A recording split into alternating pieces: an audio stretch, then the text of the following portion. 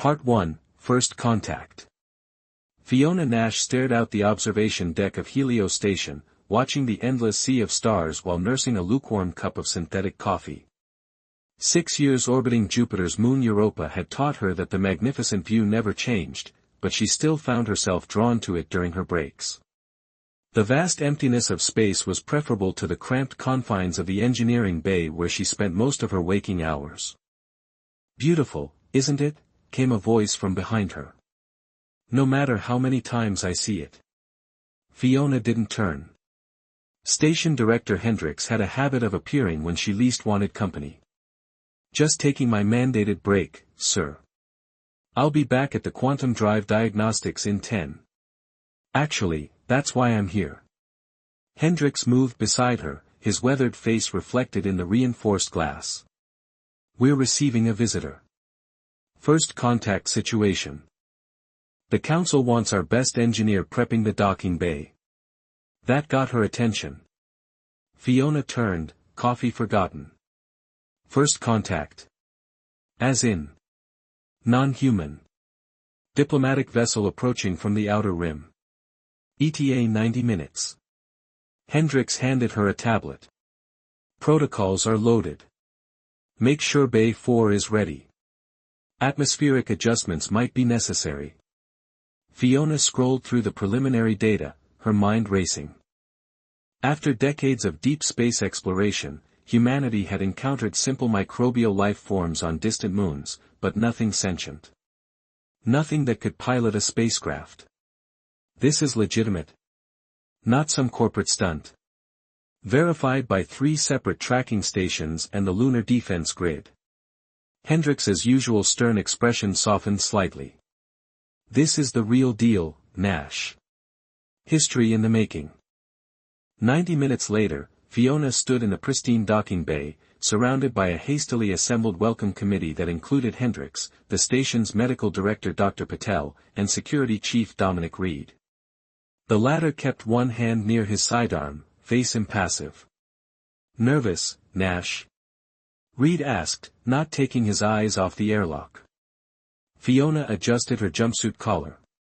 "Just professionally curious. Their propulsion system readings are like nothing I've ever seen." "Keep that curiosity professional," Reed warned. "First contact protocols are clear. Limited interaction, no tech sharing." Before Fiona could respond, the docking clamps engaged with a resonant thunk that vibrated through the deck. The external door cycled closed, atmosphere equalizing as the status lights above the airlock flashed from red to amber to green. The inner door slid open with a pneumatic hiss. The figure that stepped through moved with liquid grace, as if the station's artificial gravity was merely a suggestion. Standing just under 6 feet tall, the visitor had a humanoid form, 2 arms, 2 legs, 1 head, but there the similarities ended.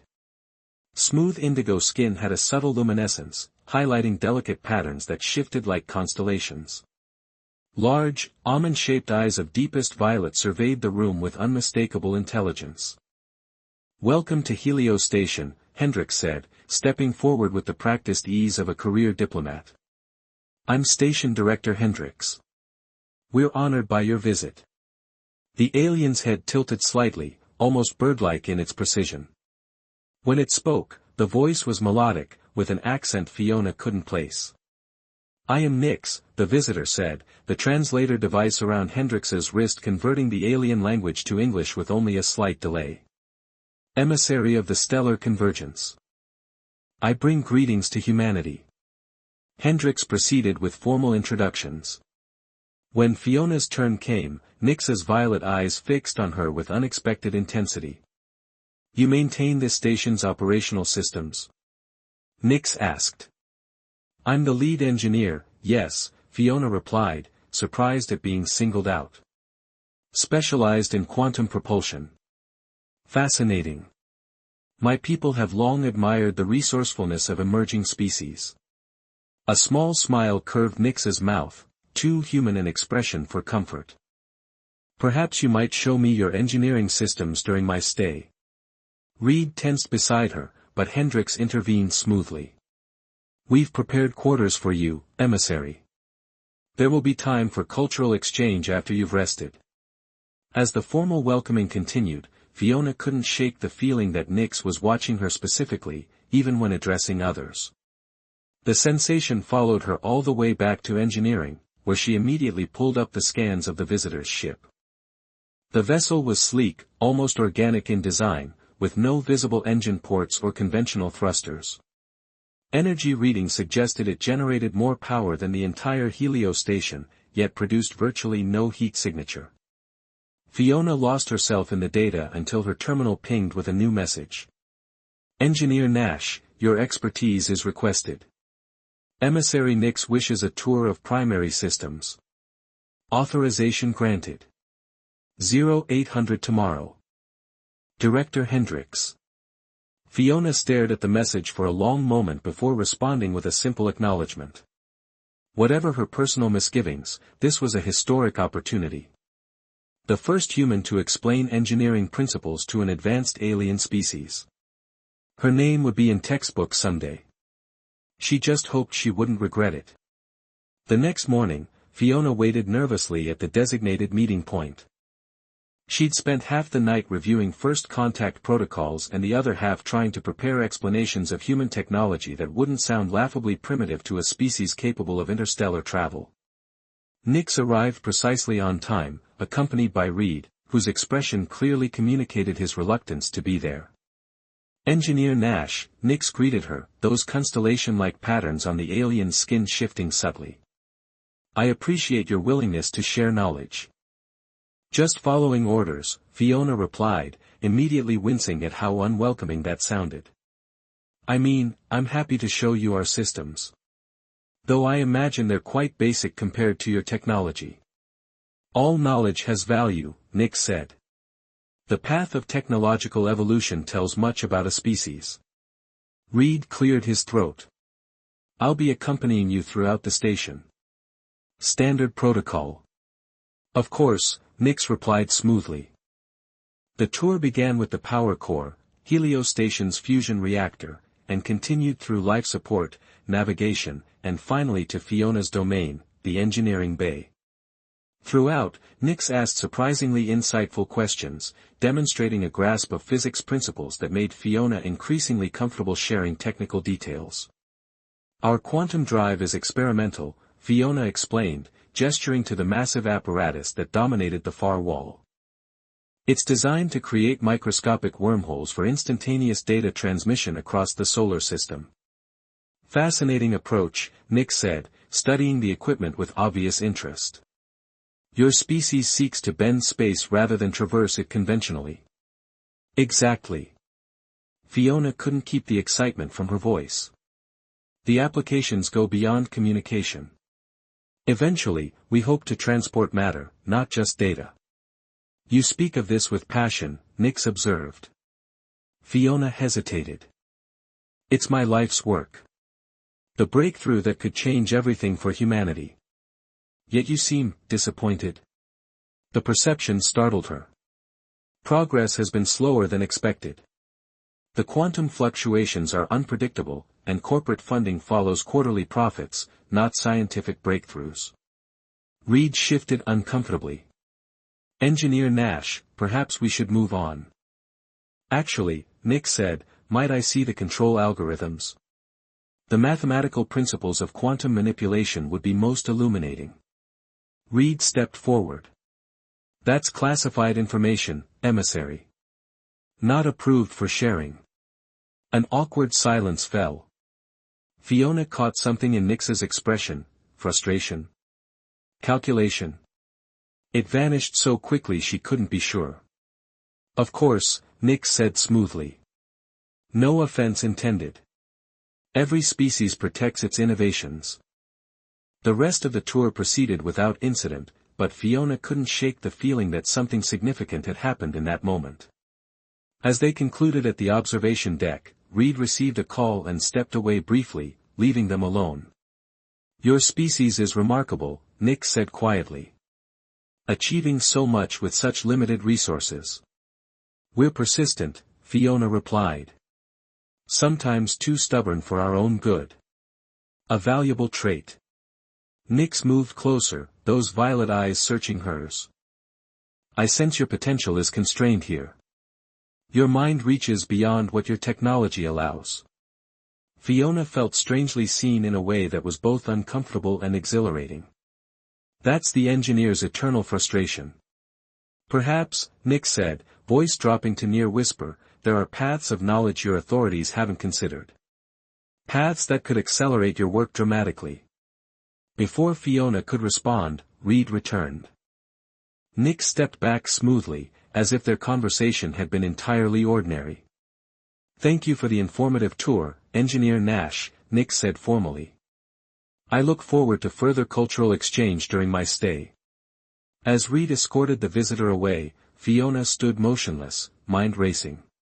The alien's words echoed in her thoughts, tantalizing and dangerous.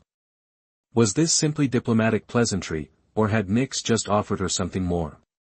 And if so, what would be the price? Hidden agenda. Fiona found herself thinking about Nyx's words long after the tour ended. She sat at her workstation in the engineering bay, staring at the quantum drive simulation results that hadn't changed in months. The same fluctuation patterns, the same instabilities, the same dead ends. Paths that could accelerate your work dramatically. The alien suggestion lingered, tempting and forbidden. She shook her head and closed the simulation. Protocol was clear, no unauthorized information exchange with the visitor. Late night. Fiona jumped at the voice. Dr. Patel stood in the doorway, her dark hair pulled back in a tight bun, medical tablet in hand. Just reviewing some data, Fiona replied. What brings medical to engineering at this hour? Director's orders. Health checks for anyone with direct contact with our visitor. Dr. Patel approached, already scanning Fiona with a handheld device. Any unusual symptoms? Headaches, disorientation, vivid dreams. I'm fine, Fiona said, though she'd had trouble sleeping since the tour 3 days ago. Is there reason for concern? Dr. Patel's expression remained neutral. Just precautionary. Different biology, different pathogens. She studied the scanner results. You're clear, but report any changes immediately. After the doctor left, Fiona's comm pinged with a message from an unmarked sender, observation deck.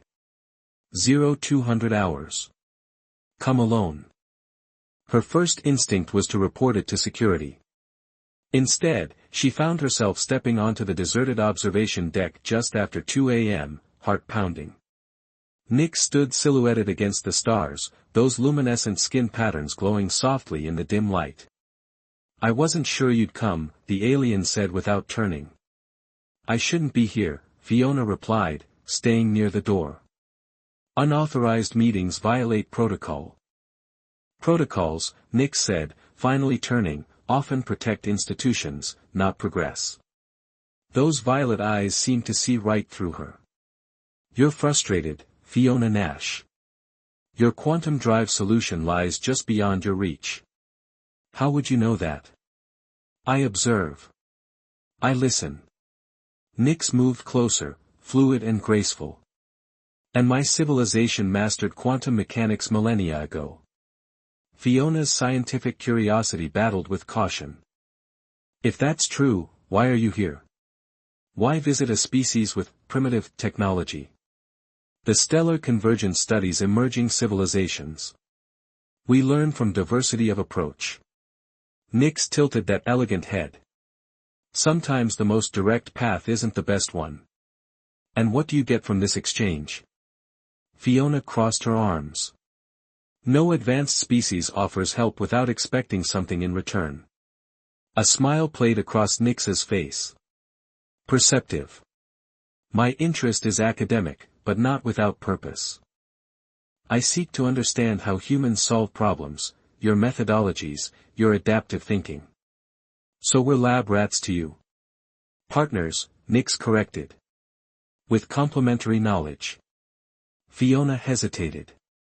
Every instinct told her to walk away, report this conversation. Instead, she heard herself ask, what would you suggest for the quantum stability issue? Nix's patterns brightened subtly. You're focusing on spatial dimensions. Consider temporal alignment instead. The suggestion was so simple yet fundamentally perspective-shifting that Fiona immediately saw the implications. It wasn't giving her the solution, just changing how she approached the problem. That's. She began. A starting point, Nix finished. Neither forbidden technology nor classified information. Just a different way of seeing. When Fiona returned to her quarters, she couldn't sleep. Her mind raced with new approaches, simulations she wanted to run. It wasn't until morning that she realized Nix had never answered her question about what the alien hoped to gain. Over the next week, Fiona found herself accidentally encountering Nix throughout the station. Brief conversations in the mess hall. Casual questions about engineering principles that led to deep discussions about the nature of reality itself. Each exchange left her with new insights that accelerated her work dramatically. The quantum drive simulations were showing unprecedented stability. Director Hendricks had noticed, commending her progress during the weekly staff meeting. "Whatever breakthrough you've had, Nash, keep it up," he'd said. Corporate's impressed with the latest results. She'd nodded, ignoring Reed's suspicious glance from across the table. She wasn't technically violating protocol. Nix never directly provided technology or classified information, but these philosophical discussions were yielding concrete advantages that made her increasingly uncomfortable. One evening, as she worked late in engineering, Dominic Reed appeared at her station. "We need to talk, Nash," the security chief said, his voice low. "I'm in the middle of something, Reed." She didn't look up from her terminal. "It's about your new friend." He emphasized the last word with obvious distaste. "Station sensors picked up unauthorized access attempts to secure databases last night. System logs show the source terminal was in the visitor's quarters." Fiona finally met his gaze. "What does this have to do with me?" "You've been seen together." "A lot." Reed leaned closer. "What exactly do you two discuss during these chance meetings?" "Theoretical physics, mainly." She kept her voice even. "Nothing classified." "You sure about that?" "Because your quantum drive project suddenly made more progress in the last week than the previous 6 months." Heat rose in Fiona's cheeks. "Are you questioning my abilities, Reed?" "I'm questioning your judgment." His eyes narrowed. "Something's off about this whole situation. The timing of this visit, the specific interest in our quantum technology. You're being paranoid. And you're being naive." Reed straightened. "Just watch yourself, Nash. First contact situations are historically complicated. People get compromised without even realizing it." After he left, Fiona sat motionless, his words echoing uncomfortably. Was she being manipulated? She'd been so caught up in the intellectual stimulation of their discussions, the exhilaration of finally making progress, that she hadn't questioned Nix's motives deeply enough. That night, she accessed the station's security logs using her engineering override. What she found disturbed her: subtle pattern anomalies in the station's power distribution system, concentrated around secure data nodes. Someone was siphoning minuscule amounts of processing power and data bandwidth, not enough to trigger alarms, but together forming a significant diversion of resources. More troubling were the missing equipment reports from various departments. Small items, a quantum resonator from medical, specialized chips from communications, prototype sensors from the research lab. Individually negligible, collectively concerning. Fiona closed the logs, heart pounding. She needed to confront Nix directly, away from the station's monitoring systems. She found her opportunity the next day when Nix requested another engineering tour, ostensibly to observe human maintenance procedures. Fiona deliberately led them to a maintenance junction where sensor coverage was minimal due to interference from the power conduits. "I need to ask you something," she said once they were alone. "And I need the truth." Nix's expression remained placid. "Of course. What are you really doing on this station?" Those violet eyes studied her carefully. "I've been transparent about my mission of cultural exchange." "No," Fiona said firmly. "The station's experiencing unusual data patterns and equipment disappearances since your arrival. That's not coincidence." For a moment, Nyx was utterly still. Then those constellation patterns shifted, flowing into new configurations. "You're more observant than most," Nyx finally said. "It's why I was drawn to you." "Answer the question." "The Stellar Convergence studies emerging technologies across the galaxy." Nyx moved closer. "Sometimes, that study requires practical examination." "You've been stealing our technology." Fiona stepped back, anger rising. "Not stealing.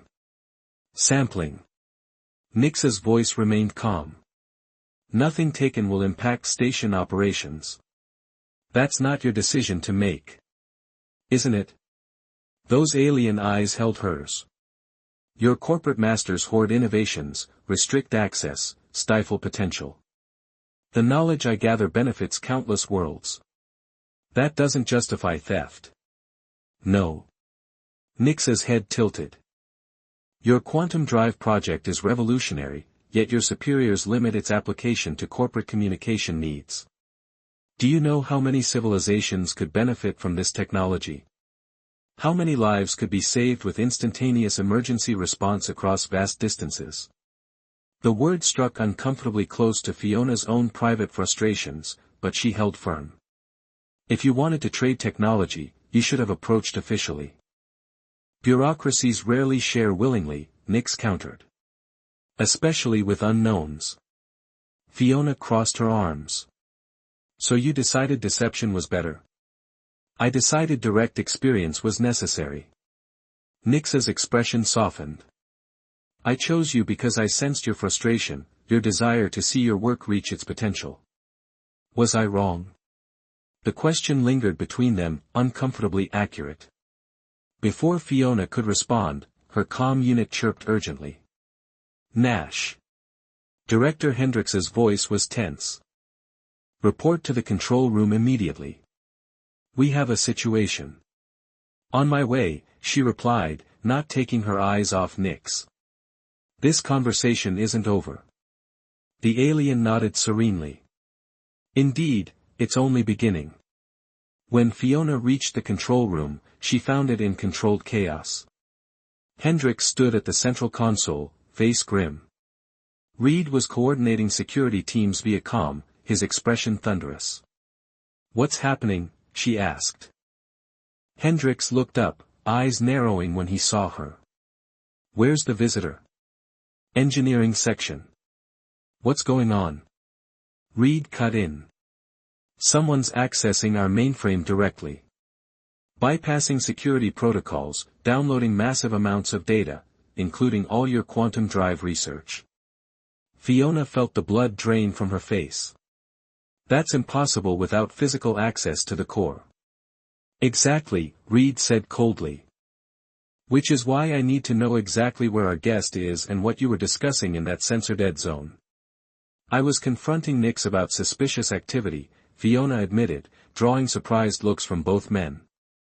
"But we were together the whole time." "There's no way." An alarm cut her off as the station lights flickered. Status displays flashed red across the control room. "Power surge in the quantum drive bay," a technician called out. "Systems activating." "That's not possible," Fiona breathed. "The drive isn't operational yet." "Tell that to the drive," Hendrix snapped. "It's drawing enough power to black out half the station." Fiona rushed to the engineering console, fingers flying across the interface. What she saw made her blood run cold. "Someone's reconfigured the drive parameters," she said. "They're using it to transmit data, massive amounts of data, to somewhere beyond the outer rim." "Shut it down," Hendrix ordered. "I'm trying," Fiona said, frantically working the controls. "But the commands aren't going through. It's like something's overridden the safety protocols." Reed stepped closer, voice low and dangerous. "Something. Or someone." Fiona met his accusatory stare, sudden realization dawning. Nix distracted me while something else accessed our systems. Something else? Hendricks demanded.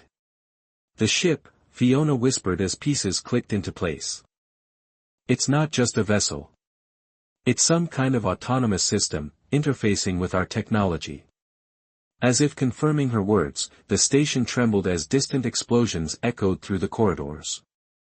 Security breach in Docking Bay 4, came a panicked voice over the comm, the visitor's ship is, the transmission cut to static. Alarms blared throughout the station as emergency protocols engaged. Reed was already moving, weapon drawn. Lock down all sensitive areas, he shouted to his team. Find the visitor and detain them immediately. Hendricks turned to Fiona, his expression grim. Nash, get to engineering. Stop that data transmission whatever it takes. As Fiona raced toward engineering, the truth hit her with crushing clarity. She hadn't just been naive, she'd been played masterfully. Every conversation, every accidental meeting, every philosophical discussion had served Nix's true purpose. And she'd fallen for it completely. Come on, she muttered, sweat beading inside her helmet as radiation levels continued to climb. Finally, a small green light blinked on the emergency bypass circuit. She had partial control, enough to access the destination coordinates for the quantum bridge. The original coordinates pointed to a location in distant space, presumably Nix's home system. Fiona hesitated only briefly before entering new coordinates, the nearest star. If technology was being transported through this wormhole, she'd ensure it arrived somewhere no one could retrieve it.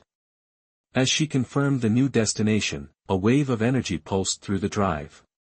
Fiona was thrown backward, slamming against a support column. Pain erupted across her back and shoulder, but the suit had absorbed the worst of it. The quantum drive's energies shifted, its angry white glow gradually returning to a more stable blue. The wormhole was being redirected, but the process strained the station's systems. Lights flickered as power reserves were drained to maintain stability. Fiona pushed herself up, checking the readouts with growing concern. The drive was stabilizing, but damage had been done. Coolant systems were failing, and without intervention, a meltdown remained likely. She opened a station-wide channel. This is Engineer Nash. I've redirected the quantum event, but we still have critical system failures. All personnel proceed to emergency evacuation points. Repeat, this is not a drill. Director Hendricks's voice came through. Nash, what's the status on the drive? I've redirected the wormhole away from its original destination, but the drive's been pushed beyond safe parameters. Coolant failure in approximately 12 minutes. After that. She left the implication hanging. Understood. Evacuation is underway. A pause. Reed reports the visitor's ship is preparing to launch. Should we attempt to destroy it? Fiona considered. No. Focus on evacuation. That ship has integrated with our systems, trying to destroy it might accelerate the meltdown. What about you? She looked at the drive, calculations running through her mind. I can buy us more time. There's a manual coolant bypass that might extend the window for evacuation. That's too risky, Nash. So is not getting everyone off this station, she replied firmly. I'll join the evacuation when it's done. Before Hendricks could argue further, she cut the transmission and turned back to the failing drive. The radiation suit was already showing damage, its protective capabilities diminishing with each minute of exposure. She'd need to work fast. In Docking Bay 4, Reed watched helplessly as the alien vessel completed its transformation. What had arrived as a sleek diplomatic craft now bristled with hybrid technology, stolen human innovation seamlessly integrated with advanced alien systems.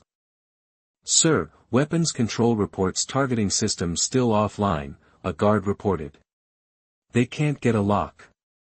Reed stared at the ship, fury and frustration building. They'd been played from the beginning, the diplomatic overtures, the cultural exchange, all a cover for sophisticated technological theft. "What's it waiting for?" he muttered. The ship had powered up but remained docked.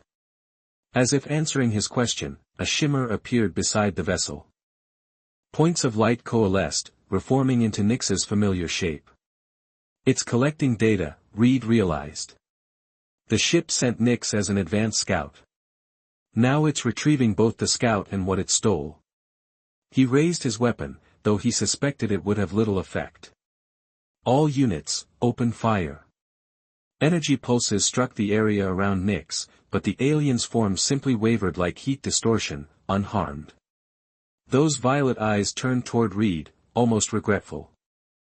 "Your resistance is understandable," Nix's voice echoed strangely, as though coming from multiple sources at once. "But ultimately futile."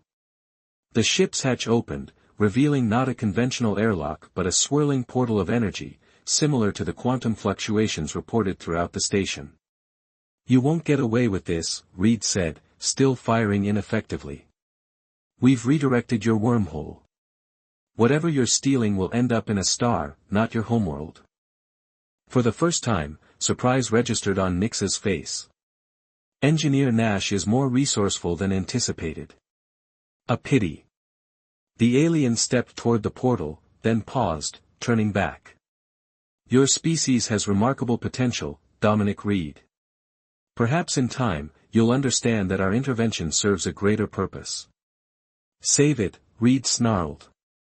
"You're thieves hiding behind noble excuses." "We are collectors," Nix corrected, those constellation patterns pulsing rapidly. "And today's collection was most successful, despite the setback." With that, the alien stepped into the portal and vanished. Moments later, the ship's docking clamps disengaged with a thunderous clang. "All personnel clear the bay," Reed shouted, already retreating. "It's launching." The bay doors slid open, emergency force fields containing the atmosphere as the ship rose smoothly. It hovered for a moment, then accelerated with impossible speed, vanishing into the darkness of space. Reed stared after it, knowing they had lost something precious today, not just technology, but innocence. Humanity's first contact had been a deception from the start. "Sir," came Lieutenant Zheng's voice. "All non-essential personnel are evacuating to emergency shuttles. The quantum drive is still critical." "What about Nash?" "Still in engineering. She's implementing manual cooling protocols." Reed made his decision. "Get to the evacuation shuttles." "I'm going after Nash." In engineering, Fiona worked frantically to redirect coolant through emergency systems. Her fingers blistered inside the failing radiation suit as she manipulated superheated components. The quantum drive had stabilized somewhat after the wormhole redirection, but core temperature was still rising dangerously. Status displays showed evacuation progress at 87%, good, but not enough. She needed to buy more time. The final coolant coupling refused to engage. Fiona strained against it, using a piece of equipment as leverage. With a sudden snap, it locked into place. Immediately, temperature readings began to drop. Finally, she breathed, checking the displays. The meltdown timeline extended from minutes to hours, more than enough time to complete evacuation. As she turned to leave, a holographic projection flickered to life near the drive control panel. Nix's form materialized, though clearly a recording rather than the alien's actual presence. "Engineer Nash," the projection began. "If you're viewing this, you've successfully interfered with our collection protocol. Impressive, if futile." Fiona stopped, despite her better judgment. "While your redirection of the quantum bridge was unexpected, it affected only a portion of our acquired technologies. The most valuable specimens were already secured through conventional means." The projection flickered, those constellation patterns swirling with increased intensity. "I want you to understand something, Fiona Nash. The stellar convergence doesn't destroy, we preserve. Your quantum drive innovations will eventually benefit countless worlds, including, perhaps, your own. The hologram stepped closer, violet eyes seemingly looking directly at her. Your potential is wasted here, constrained by corporate interests and bureaucratic limitations. Should you survive, consider this: there are greater purposes in the universe than loyalty to those who would restrict your brilliance. The projection extended a hand, palm up. Above it appeared a set of coordinates. If you ever wish to see the true application of your work, these coordinates will lead you to a convergence outpost. You would be welcomed there. With that, the hologram dissolved, leaving Fiona staring at empty space, emotions warring within her. Anger at the manipulation, curiosity about the offer, and most disturbingly, a treacherous part of her mind that wondered what her research could become without corporate constraints. The moment was broken by the engineering bay doors sliding open. Dominic Reed stood there, weapon holstered, expression grim. "Nash," he called. "Time to go. Station's evacuating." Fiona nodded, pushing thoughts of Nix's offer aside. "Coolant system stabilized. We've got hours before critical failure." "The ship?" "Gone," she confirmed. "Along with who knows how much of our technology." Reed studied her. "Did you know about what the visitor was planning?" "No," she said firmly, meeting his gaze. "But I should have suspected sooner." The questions were too targeted, the interest too specific. "We all missed it," Reed admitted reluctantly. First contact excitement clouded judgment, mine included. As they headed toward the evacuation shuttles, Fiona thought about Nix's final message. The coordinates remained burned in her memory, a temptation she hadn't asked for. "What happens now?" she asked as they reached the shuttle bay. Reed's expression darkened. "Now we prepare. Because if there's one thing we learned today, it's that we're not alone in the universe, and not everyone out there comes in peace." Fiona nodded, but privately wondered if it was that simple. Nix hadn't come to destroy or conquer, just to take what humanity had created and repurpose it for their own agenda. In some ways, that seemed more insidious than outright hostility. As their shuttle detached from the damaged station, Fiona watched Helios shrink in the viewport. The quantum drive she'd dedicated years to perfecting had nearly destroyed everything, and in the wrong hands, might still cause harm elsewhere. Yet Nix's words lingered: "Your potential is wasted here." Was the alien right?